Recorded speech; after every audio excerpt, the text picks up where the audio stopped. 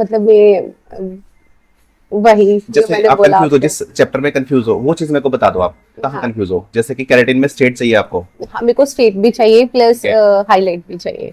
Highlights भी चाहिए। और ये बोले कि ड्राइनेस है, ड्राइनेस की वजह से आपको केराटिन बेस्ट रहेगी, तो केराटिन नैनोप्लास्टिक तो अब। बेस्ट रहेगी, बट केराटिन स्ट्रेट कम करती है। केराटिन बोटॉक्स नैनोप्लास्टी है, ये प्रॉपर स्ट्रेट नहीं करते। अगर प्रॉपर स्ट्रेट चाहिए तो हमें स्मूथनिंग में जाना पड़ेगा।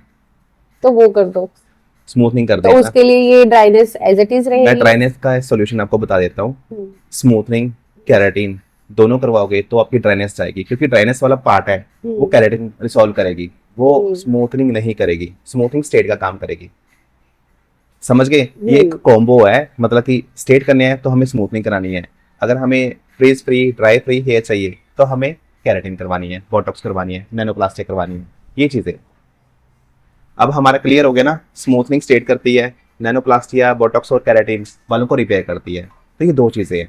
अगर आप प्रॉपर रिजल्ट चाहते हो अपने हेयर्स में, फर्स्ट ऑफ ऑल आप स्मूथनिंग करवाओ, फिर आप कलर करवाओ, फिर आप केराटिन बोटॉक्स नैनोप्लास्टिक जो भी आपको अच्छा लगे, ठीक है, आपके डैड। वो करवा सकते हो। ठीक है। बताओ अब क्या करना है।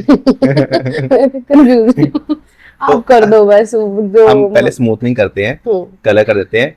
नैनोप्लास्टी आप देख लो करवाना है, कब करवाना है, चाहे आज कराना है, चाहे कल कराना है, या हफ्ते के बीच में करवाना है, इट्स अप टू यू। आप जब भी करवाओगे उसका रिजल्ट आपको अच्छा ही मिलेगा।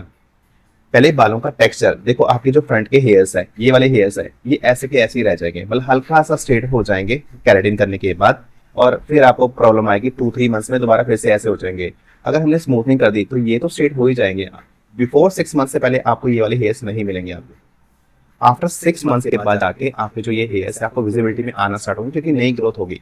एक्चुअल में जो स्मूथनिंग है वो नई ग्रोथ पे काम करती है, मतलब नई ग्रोथ आती है तो उसे एज इट इज ही रखती है, बट जो कर दिए प्रोसेस्ड हो गए हेयर उनको स्टेट ही रखती है। मतलब हमने टेक्सचर ही चेंज कर दिया, रिस्ट्रक्चर कर दिया टेक्सचर का, उसे बोलते हैं स्मूथनिंग। और जो हम बालों के ऊपर जस्ट शाइन का काम कर रहे हैं, एक लेमिनेशन का काम कर रहे हैं, वो होती है केराटिन। पहले स्मूथिंग होनी चाहिए, फिर कलर होना चाहिए, देन केराटिन होनी चाहिए, ये प्रोसेस है। मैंने पहले भी 2 बार करवा रखी है, तो ठीक है। मेरे को तो बेस्ट केराटिन लगी थी, इसलिए मैं केराटिन, थोड़ा केराटिन के टाइम पे आपके जो फ्रंट के हेयर्स है वो स्ट्रेट हो गए थे। ऑलमोस्ट, और मेरा एटलीस्ट 1-2 ईयर तक कंप्लीट रहे हैं ऐसे ही। ठीक है। हाइलाइट्स भी थे, केराटिन भी थे, तो चलो काफी लॉन्ग मेरा, टाइम तक मेरा स्टेबल रहा। ठीक है, मेरा काम था सजेस्ट करना, ठीक है। अब हम वही करेंगे जो आप बोलोगे, हम कलर प्लस केराटिन स्टार्ट करते हैं, ठीक है। जैसे आपको जो। देखो, ये चीज है ना, मतलब पहले गाइडेंस मिलना बहुत जरूरी है, जैसे कंसल्टेशन होना बहुत जरूरी है कि हमें चाहिए क्या, हमारा पर्पस क्या है।